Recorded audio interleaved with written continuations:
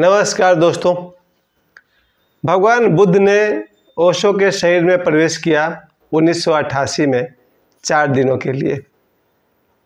आज कुछ देर के बाद 8 घंटे के बाद कह लीजिए बुद्ध पूर्णिमा शुरू होने जा रहा है और कल 5 मई 2023 बुद्ध पूर्णिमा है। और बुद्ध पूर्णिमा के अवसर पर मैं आपको भगवान बुद्ध की कई शक्तियों से आपको परिचित करना चाहता हूँ। सबसे पहले तो मेरे साथ जो हुआ 2012 में मैं पहली बार भगवान बुद्ध के स्थान पर बोध गया हुआ था। उस जगह पर जाने से पहले 5 मई 2012 को मैंने भगवान बुद्ध से प्रार्थना किया कि आज मैं पहली बार बोधगया जा रहा हूँ। और उस समय तक मुझ में एक बैड हैबिट थी या कहीं एक नशा था, और उस नशा से या बैड हैबिट से मैं कई सालों से परेशान था। कहा जाए तो कम से कम 20-25 साल से मैं परेशान था।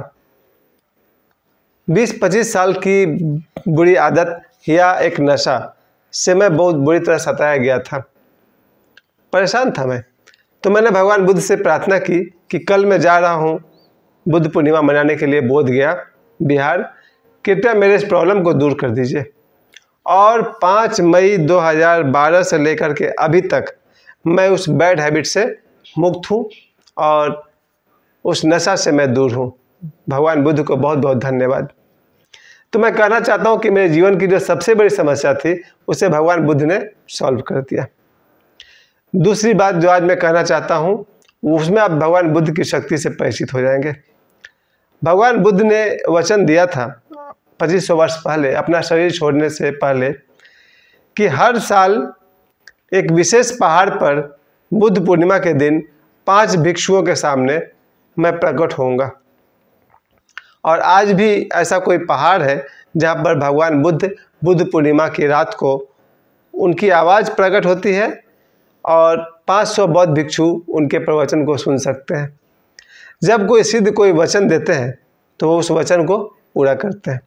तो भगवान बुद्ध आज भी बुद्ध पूर्णिमा के दिन उपलब्ध है एक विशेष पर्वत पर मेरे लिए तो पाथर्डी में भी। 2020 के बुद्ध पूर्णिमा के दिन मेरे साथ एक विशेष चमत्कार हुआ। फिर 2020 यानी आज से 3 साल पहले बुद्ध पूर्णिमा के दिन मैंने अपना बेटा को बोला कि मेरे पास पैसा नहीं है, उसके पास 20 रुपया था। तो मैंने अपने बेटे को बोला मुझे 20 रुपया दे दो, मुझे चाश नाला जाना है। और मेरे बेटे ने मुझे 20 रुपये दिया। मेरे पास और पैसे थे नहीं। मैं एक दोस्त के पास गया चाश नाला और उनके पास से दोपहर 2 बजे लौट रहा था। कोरोना का समय था इसलिए कोई ऑटो नहीं चल रहा था, मैं पैदल ही वापस आ रहा था। और मैंने देखा चाश नाला के सड़क पर बाईं तरफ 500 का नोट गिरा हुआ है। मैंने उस 500 का नोट को उठाया। उस समय सब लोग मास्क पहनते थे, मेरे आगे पीछे कोई आदमी था नहीं। मैंने उस 500 को नोट को उठाया और उसे बाज़ार में चला कर देखा, भाई असली था। तो मुझे आश्चर्य हुआ कि मेरे पास 20 रुपये थे और मेरे पास हो गए 520 रुपये। और हम लोगों ने बुद्ध पूर्णिमा बहुत बढ़िया से मनाया। चलिए ठीक है, इसमें एक दुख की बात भी है कि जिसका गिरा होगा वो बेचारा दुख मनाया होगा। लेकिन मुझे बुद्ध पूर्णिमा के दिन 500 का नोट मिला। जिसके पास 20 रुपया हो, अगर वो बुद्ध पूर्णिमा के दिन 520 हो जाए तो उसके लिए चमत्कार ही तो है। प्यारे दोस्तों, ये 2 घटना तो मैंने बताया अपने साथ भगवान बुद्ध का। और अब मैं आपको बताना चाहता हूँ भगवान बुद्ध 1988 में 25 दिसंबर को ओशो के शरीर में प्रवेश कर गए। 4 दिनों के लिए भगवान बुद्ध आए थे। क्यों आए थे? क्योंकि ये भी भगवान बुद्ध का वचन था। इस घटना को जानने के लिए आपको 1970 की तरफ जाना पड़ेगा। 1970 में जो लामा करमापा थे तिब्बत में, उनके पास घूमते घूमते पहुंच गए थे गोविंद सिद्धार्थ, एक ओशो सन्यासी। गोविंद सिद्धार्थ वहां जब पहुंच गए तो देखा उन्होंने उस बहुत बड़े आश्रम के बाहर में गेट बंद था। तो वो लौटने लगे, तभी गेट खुला और अंदर से एक सन्यासी निकला और उसने गोविंद सिद्धार्थ को सब परिवार बोला आप अंदर आ जाइए। इन्हें आश्चर्य हुआ, खुशी हुई कि चलो मेरा आना बेकार नहीं गया, अब हम इनसे भी मिल पाएंगे। जब अंदर वो लोग हॉल में बैठे तो उन्हें पता चला कि लामा करमापा से मिलने के लिए कई लोग बैठे हुए हैं कोई 6 महीना से अपॉइंटमेंट लिया है, कोई 3 महीना से अपॉइंटमेंट लिया है, कोई 1 महीना से लिए हुए हैं। यानी कि सभी लोग अपॉइंटमेंट लेकर के आए हैं लामा करमापा से मिलने। और ये गोविंद सिद्धार्थ ये तो यकायक पहुंच गए थे, अचानक पहुंच गए थे, तो इनका तो मिलने का कोई चांस ही नहीं बनता है। गोविंद सिद्धार्थ को लगा कि ये लोग जो 3 महीना से अपॉइंटमेंट लेकर आए हुए हैं ये तो शायद मिल भी ले, मेरा क्या होगा। और हम आए थे यही आशा में कि चलो लामा करमापा के दर्शन कर लेंगे। तभी 5 मिनट के अंदर एक सन्यासी आया हॉल में और बोला गोविंद सिद्धार्थ जी को कि आपको गुरुजी बुला रहे हैं। गोविंद सिद्धार्थ को बड़ा आश्चर्य हुआ और वो अपने परिवार के साथ अंदर गए, लामा करमापा के दर्शन किए, उनको प्रणाम किए। लामा करमापा ने गोविंद सिद्धार्थ जी से पूछा कि तुम्हारे पास तुम्हारे गुरु की कोई ऐसी तस्वीर है जो दोनों तरफ से है।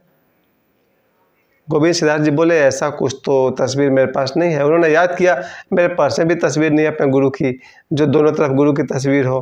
तो लामा करमापा क्या बात कर रहे हैं। लामा ने कहा ठीक से देखो तुम्हारे गले में जो माला है उसको दिखाओ। तो फिर गोविंद सिद्धार्थ ने अपना माला को देखा तो ओशो की माला थी जिसमें ओशो के दोनों तरफ फोटो होता है, इस तरफ से भी ओशो का फोटो है, उस तरफ से भी है।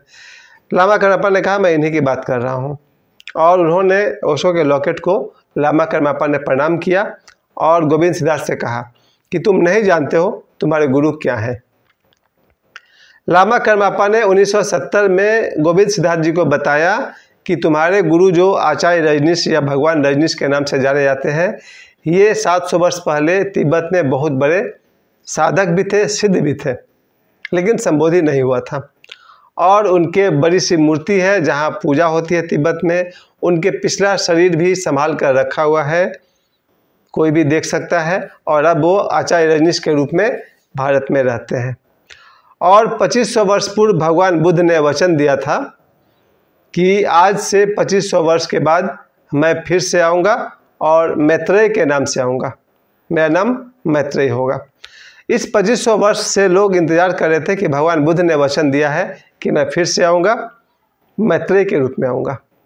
इस बात को लेकर के एक ग्रुप है थियोसॉफी ऑफ सोसाइटी, जिसमें ब्लावटस्की और बहुत सारे लोग हैं।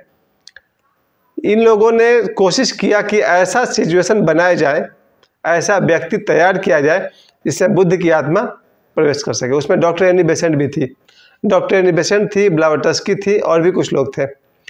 थियोसॉफी सोसाइटी ने कोशिश किया कि अगर हम एक बच्चे को तैयार करें इस लायक कि उसमें बुद्ध की आत्मा प्रवेश कर सके तो भगवान बुद्ध का वचन पूरा हो जाएगा।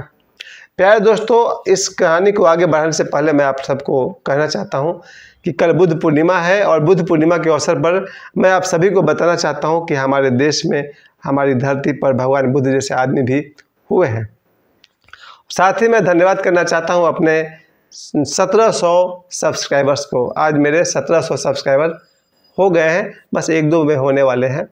और सभी मेरे मित्रों को और ये 4,32,000 जो हमारे व्यूज़ हैं, इन सभी लोगों को मैं गौतम बुद्ध के जन्मदिन का बहुत सारी शुभकामनाएं देता हूं। मेरी तरफ से बुद्ध पूर्णिमा, बुद्ध जयंती की आप सभी को बहुत शुभकामनाएं। और मैं कहना चाहता हूं कि भगवान बुद्ध मेरे इतने करीब है कि इन 2 चमत्कार तो आपने देखा ही कि मेरे बैड हैबिट को भगवान बुद्ध ने ही बंद किया है।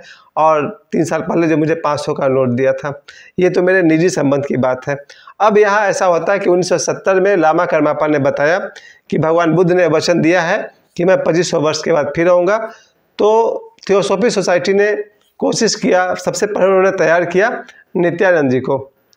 नित्यानंद जी को ऐसा तैयार किया गया, इतना बच्चे को सुबह नहवाना, वेद पाठ कराना, इतना शुद्ध करना कि उसमें बड़े होने पर गौतम बुद्ध की आत्मा प्रवेश कर सके। इसी क्रम में नित्यानंद जी की मृत्यु हो गई थी। तब उनके छोटे भाई जे कृष्णमूर्ति, आप सभी जानते होंगे जे कृष्णमूर्ति को, उनको तैयार किया गया। बचपन से जे कृष्णमूर्ति को ज़बरदस्ती उनको ऐसा बनाया गया कि भगवान बुद्ध उसमें प्रवेश कर सके। जैसे सुबह 3 बजे उठ के नहवा देना, वेद पाठ कराना, ध्यान करवाना, शुद्ध जीवन जीने देना। एक नॉर्मल लाइफ उनको नहीं जीने दिया गया, क्योंकि साधक का जीवन में आप देखते होंगे जो भी साधक होते हैं, अभी मेरी बेटी लहसुन प्याज का भोजन ही नहीं करती है, तो उस तरह से साधक के जीवन में बहुत सारा चीज़ त्याज्य होता है, नहीं यूज करते हैं वो लोग। तो उस तरह से जे कृष्णमूर्ति को इतना टफ तरीका से पाला पोसा गया कि जब वो बड़े हुए और पूरी दुनिया के सामने भगवान बुद्ध को उनमें प्रवेश करना था। जे कृष्णमूर्ति गुरु लोगों से परेशान हो गए थे कि मुझे ज़बरदस्ती उठाया जाता है, पर्सनल ज़िंदगी नहीं जीने दिया गया। तो उन्होंने बोल दिया सबके सामने कि कोई बुद्ध की आत्मा मुझ में प्रवेश नहीं किया है, मैं स्वतंत्र हूँ, मैं किसी का मीडियम नहीं हूँ। यानी भगवान बुद्ध भी इस आशा में थे कि जे कृष्णमूर्ति अगर अलाउ करेंगे तो बुद्ध की आत्मा जे कृष्णमूर्ति में प्रवेश करेगी और अपना 2600 साल 2500 साल के बाद बुद्ध आएंगे, ये वचन पूरा हो जाएगा। भगवान बुद्ध को भी आशा थी कि जे कृष्णमूर्ति के शरीर में वो आएंगे, लेकिन जे कृष्णमूर्ति ने इनकार कर दिया और उन्होंने कह दिया मैं किसी का मीडियम नहीं हूँ। जे कृष्णमूर्ति जो मुझे लगता है 1980 के आसपास तक रहे, उन्होंने भगवान बुद्ध का मीडियम होने से इनकार कर दिया। अब भगवान बुद्ध को और इंतज़ार करना पड़ा। भगवान बुद्ध का 2500 वर्ष तो पार हो ही गया था, उससे आगे भी निकल गया था समय। अब उनके वचन के अनुसार उन्हें किसी शरीर में आना था। इधर ओशो को 1985 में लामा कर्मापा ने कहा 1970 में कि तुम्हारे गुरु आचार्य रजनीश में ही भगवान बुद्ध प्रवेश करेंगे। ये एक भविष्य दृष्टि की बात है, इसको बोलते हैं क्लेयरवॉयंस। क्लेयरवॉयंस मतलब भविष्यवाणी। लामा कर्मापा ने भविष्यवाणी किया कि भगवान बुद्ध ओशो रजनीश में प्रवेश करेंगे 1970 में, पर यह बात गुप्त रखी गई। ये बात गोविंद सिद्धार्थ को मालूम था, उन्होंने आकर ओशो को भी कहा था। ओशो ने बदले में इतना ही कहा कि ठीक किया, तुम वहाँ से घूम कर आ गए। और वो समय आया जब 1985 में ओशो को थैलियम नाम का जहर दे दिया गया अमेरिका में। वहाँ से उनकी तबीयत बिल्कुल ख़राब होने लगी और उस जहर के बाद कोई 3 महीना से अधिक जीवित नहीं रह सकता है, क्योंकि वो स्लो पॉइजन था। लेकिन ओशो जैसे सिद्ध 5 साल तक रहे। 1985 में उनको जहर दिया गया था, लेकिन वो एक सिद्ध है, सिद्ध के साथ प्रकृति का नियम काम नहीं करता है। वो ओशो 5 वर्ष तक तो रहे ही। 25 दिसंबर 1988 उस दिन में ओशो को अचानक लगा कि वो बहुत ही फ्रेश और ताज़ा महसूस कर रहे हैं। उन्होंने डॉक्टर को बुलाया, जिस ओशो को 5 वर्ष तक दुनिया भर के डॉक्टर उस थैलियम जहर का इलाज नहीं कर पाए। अचानक उस दिन ओशो को लगा कि मेरे शरीर में दर्द नहीं है, मैं बहुत फ्रेश महसूस कर रहा हूँ, अच्छा लग रहा है। डॉक्टर्स ने चेक किया और बताया कि थैलियम जहर का प्रभाव खत्म हो गया। ओशो ने सोचा अचानक आज कैसे जहर का प्रभाव नष्ट हो गया, कैसे वो स्वस्थ हो गए, जबकि दुनिया भर के डॉक्टर मिलकर के उनको इलाज कर रहे थे। लेकिन 25 दिसंबर के दिन में ओशो अचानक स्वस्थ हो गए, उनके शरीर से जहर का प्रभाव समाप्त हो गया, शरीर में कोई दर्द भी नहीं था। उस रात 25 दिसंबर की रात को ओशो जब अपने कमरे में सो रहे थे, उस अंधेरे में उनके दरवाजे पर दस्तक हुआ। ओशो ने आंखें खोला और सोचा कि मेरे दरवाजे को तो कोई दस्तक कर नहीं सकता है, क्योंकि ओशो के आश्रम में अगर ओशो बेल बजाएंगे तो ही कोई आ सकता है, या उनके दरवाजे को कोई नॉक नॉक नहीं कर सकता है। ओशो ने आंख बंद करने के बाद आंख खोला और अपने आप से सोचा कि मेरे दरवाजे को कौन नॉक नॉक कर सकता है, यहाँ तो नॉक नॉक कोई कर नहीं सकता है। फिर दरवाजे की तरफ उन्होंने देखा तो दरवाजे से एक आवाज़ आई, क्या मैं अंदर आ सकता हूँ? ओशो ने दरवाजे की तरफ देखा। एक लाइट का बना हुआ आदमी, प्रकाश पुंज जिसको कहते हैं, प्रकाश का बना हुआ आदमी उनके कमरे में बंद दरवाजे से प्रवेश कर रहा है। ओशो ने देखा और पहचान लिया, ये गौतम बुद्ध थे। कहते हैं ना गौतम बुद्ध की आत्मा। वो एक लाइट की तरह गौतम बुद्ध बंद दरवाजे में से पार किए और ओशो को कहे कि मेरा 2500 वर्ष पूरा हो गया है, थोड़ा ज़्यादा भी हो गया है, क्या मैं आपके शरीर में प्रवेश कर सकता हूँ? और ओशो ने कहा आपका बहुत बहुत स्वागत है। इस तरह वहाँ और भी बात हुई थी और इस तरह से भगवान बुद्ध ओशो के शरीर में प्रवेश कर गए 25 दिसंबर 1988 को। और 4 दिन तक भगवान बुद्ध ओशो के शरीर में रहे। इस 4 दिन में जो प्रवचन ओशो के आश्रम में हुए हैं, इसके कारण उस आश्रम के हॉल का नाम हो गया बुद्धा ऑडिटोरियम। ओशो जहाँ प्रवचन करते थे उस हॉल का नाम हो गया गौतम द बुद्धा ऑडिटोरियम। ये भगवान बुद्ध की याद में किया गया। 4 दिन तक जो प्रवचन हुए हैं वो उसी हॉल में हुए हैं जहाँ ओशो के शरीर में से गौतम बुद्ध थे। इन 4 दिन में भगवान बुद्ध का रूटीन बहुत टफ था। वो हमेशा दाहिने तरफ सोते थे, एक बार स्नान करते थे। लेकिन ओशो का रूटीन कुछ ऐसा था कि ओशो 2 बार नहाते थे और बाएं और दाहिना बार बार चेंज करके सोते थे। तो एक तरह से भगवान बुद्ध और ओशो में रोज़ झगड़ा होता रहा। 4 दिनों तक भगवान बुद्ध और ओशो के बीच लगातार झगड़ा होता रहा, क्योंकि बुद्ध एक बार भोजन करते थे, ओशो 2 बार करते थे। भगवान बुद्ध ने कहा ये नहीं चलेगा, मैं तो एक ही बार भोजन करता था। फिर ओशो 2 बार नहाते थे, तो बुद्ध कहते हैं ये क्या बात हो गई, हम तो एक बार नहाते हैं। फिर भगवान बुद्ध सोते थे तो दाहिना करवट, ओशो सोते थे बायां भी दाहिना भी, बुद्ध से फिर झगड़ा हो गया। यानी 4 दिनों में दोनों के बीच इतनी बार झगड़ा हो गया कि ओशो ने कहा भगवान बुद्ध को कि आप ही का काम तो मैं कर रहा हूँ बचपन से, आप जिस काम के लिए रुके हुए हैं वो काम पूरा हो गया है, अब आप ब्रह्मलीन हो जाइए, अब आपका कोई काम बाकी नहीं रहा। और भगवान बुद्ध ने भी देखा कि हाँ, बुद्ध दुनिया को, हम लोगों को ध्यान सिखाना चाहते थे, और ओशो ने जीवन भर ध्यान ही सिखाया। ओशो एक ऐसे गुरु हैं जिन्होंने भगवान शिव के 112 विधियों का ध्यान हम लोग को सिखाया। इसके अलावा उनके अपने कुछ इजाद थे और विभिन्न धर्मों के भी ध्यान को उन्होंने सिखाया। तो भगवान बुद्ध ने भी देखा कि हाँ, जो काम बुद्ध करना चाहते हैं वो काम ओशो कर रहे हैं, और इस तरह भगवान बुद्ध 4 दिन तक ओशो के शरीर में रहने के बाद ब्रह्मलीन हो गए, कहिए कि सृष्टि में लीन हो गए। प्यारे दोस्तों, आज बुद्ध पूर्णिमा बस आने ही वाला है 6 घंटे के बाद में। आप सभी को मैं कहना चाहता हूं कि भगवान बुद्ध और उनकी ऊर्जा सब जगह मौजूद है। इस बुद्ध पूर्णिमा के अवसर पर मैं 2012 में पहली बार बोधगया गया था। भगवान बुद्ध के जीवन से आप सभी परिचित हैं, और यहाँ तक कि उन्हें भगवान विष्णु का अवतार में से भी गिना गया, 10वां अवतार कहिए या 9वां अवतार कहिए, लेकिन भगवान बुद्ध को भी उस 10 अवतार में शामिल किया गया। भगवान बुद्ध के व्यक्तित्व के विषय में मैं अपने बल पे कहता हूँ, मेरे साथ जो हुआ, जैसे उन्होंने मेरे बैड हैबिट्स को ख़त्म किया 2012 में, 2023 में मुझे 500 रुपये दिए, इसके अलावा ओशो का जहर उन्होंने दूर किया। इस तरह से आप देख सकते हैं कि भगवान बुद्ध एक ऐसे शक्तिशाली गुरु हैं। 2012 में मैं अकेले गया था भगवान बुद्ध के पास। उस दिन सुबह से जो मैंने ध्यान करना शुरू किया 2012 से आज सुबह तक, मैं सुबह में 1 घंटा ध्यान करता हूँ।